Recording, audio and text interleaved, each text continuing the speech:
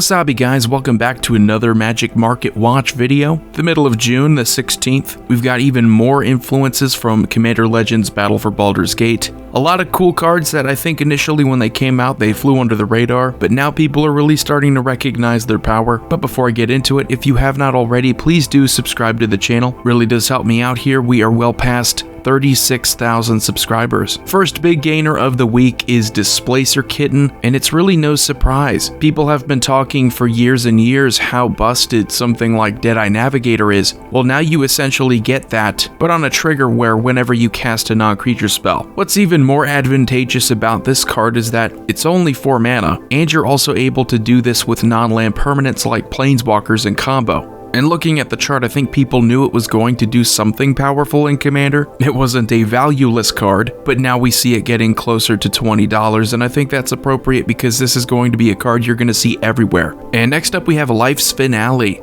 I'm actually surprised that this hasn't been a more expensive card, considering how unique it is in that it's not just a board wipe. That's a huge upside that it can destroy all creatures, but what you're really in it for is the ability to search up your opponent's library for 3 creature cards they probably don't want in their graveyard. Doing that makes playing Commander options like the Mimeoplasm 1,000 times easier. And of course, doing this to non-graveyard focused decks is always a benefit, so to see it getting around $4 is a bit unusual. It hasn't been reprinted at all, and New Phyrexia was around 10 years ago. Then we have Psychic Corrosion. This uncommon from Core Set 2019 is now above $5. You know how I just said that it was weird for Life's Finale to just now get to $4? This is a good example why. We have an uncommon from a set that was only about 4 years ago, and while it hasn't been reprinted, it's not like people were lighting it up with Mill and Commander. Mill is a rather linear strategy that I think people, if they haven't experimented with it yet, it might be something worth it for them. But I think now that we have the new Horror Tribal Commander options, and that's all about milling, there is kind of an incentive and added benefit to playing that tribe, so Psychic Corrosion I think is going up because of that. It's also Pioneer playable, so that could be a reason why. It's not a legendary enchantment, so you could have multiples of these out there, and every time you draw a card they put the top 2 of their library into their graveyard. That's pretty brutal. It's one of those things, again, I have to remind people, if it's an uncommon, if it's a common, something that could easily be reprinted because it was just printed only 4 years ago, it will likely be included in a pre-con deck, it will likely be thrown onto the list, any place it could possibly be reprinted, making it easier for people to find them, and there goes the value. Here we have Ancient Silver Dragon, the borderless variant, and you're going to see a similar chart with the other Elder Dragons from the set, and I expect it to be short-lived, to be honest. They are holding their value well, they are recovering well after the first couple weeks dip.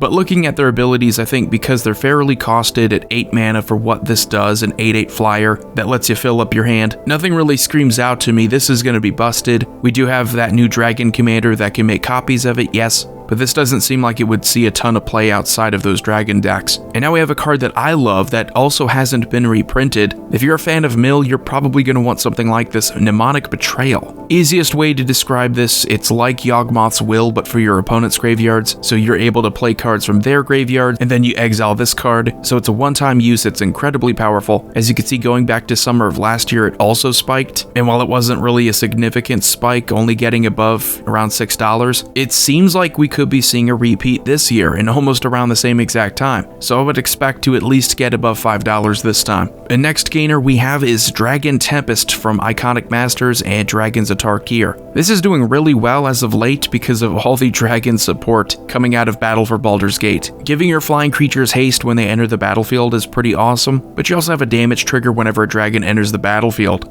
I mean, it's basically Scourge of Valkis on that final trigger, which is insane. This only being an uncommon, again, this is going up close to around $6. Being only 2 mana, I think this is an auto-include in a lot of those dragon decks now. I got some criticism last year for saying it was a good card to upgrade the green-red dragon deck, but now I would say I feel a bit vindicated. Now let's talk about some losers for the week. Azuri's Predation, obviously because it's getting a reprint in Battle for Baldur's Gate. This card, originally from Commander 2015, is pretty insane. For each creature your opponents control, you get to create a 4/4 green Phyrexian Beast creature token, and then each of those tokens fights a different one of those creatures. So it's a massive 8 mana sorcery. I believe it went up initially like 2-3 years ago because someone on the Command Zone, I think, deck, played with it, did really well with it, and that's what happens with these types of cards. Everyone jumps on the bandwagon, so that's why it was as expensive as it was before. But now you can see the reprint effect has brought it well below $5. Next one is actually another card from Battle for Baldur's Gate, but this is an original card. This Astral Dragon is one that I'm definitely considering picking up. When it enters the battlefield, you create 2 tokens that are copies of target non-creature permanent, except they become 3/3 dragon creatures in addition to their other types, and they have flying. Whenever you're able to change a creature into a non-creature or a non-creature into a creature, you have some different interactions to explore. And I'm telling you right now, this can go infinite in combo with other cards. So for this to get closer to $5 and probably under here soon, that's my cue personally to pick it up. I'm not going to go out and recommend people load up on the latest rares. I like this card. I think it's useful in several decks, not just dragon decks, because you can interact with good non-creature cards. It's worth it for me to experiment. And the last loser of the day is Winota, Joiner of Forces from Ikoria. This went up, I think, in big part because of its impact in Pioneer. However, a week ago we got the news that Winota would be banned in Pioneer as well. So no standard for you, Winota, and no Pioneer. All that value it had gained since the beginning of the year is now gone. That was really the one place where Winota was seeing a ton of play. You could still build a decent commander deck here. It's just not going to be as efficient as it would be if you had a more consistent 4 copies of each creature you wanted to cheat into play.